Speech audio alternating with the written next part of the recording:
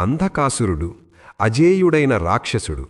ఆ రాక్షసుణ్ణి అంతం చేయడానికి సాక్షాత్తూ పరమశివుడే రణరంగానికి దిగాడు. ఆ మహాసంగ్రామంలో శివునికి అండగా శ్రీమహావిష్ణువు అపారశక్తి నుండి ఉద్భవించింది ఒక మహారూపం. ఆమెనే వారాహీదేవి. ఆమె చేతిలోని నాగలి మనలోని అజ్ఞానాన్ని పెకలిస్తే, రోకలి మన అహంకారాన్ని చితక్కొడుతుంది. సౌమ్యతకు ఆమె తల్లి, దుష్టశిక్షణలో ఆమె ఒక ప్రళయం.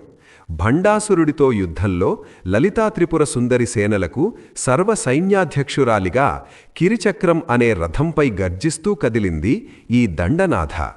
భండాసురుడి తమ్ముడు క్రూరుడైన విసుక్రుడిని తన అజేయ శక్తితో మట్టి కరిపించింది. క్రమశిక్షణకు, ధైర్యానికి ఆమె పర్యాయపదం. ఆమె రక్షణ ఉంటే అపజయం అనేదే లేదు. శత్రు వినాశిని, భక్త రక్షిణి శ్రీ వారాహీదేవి.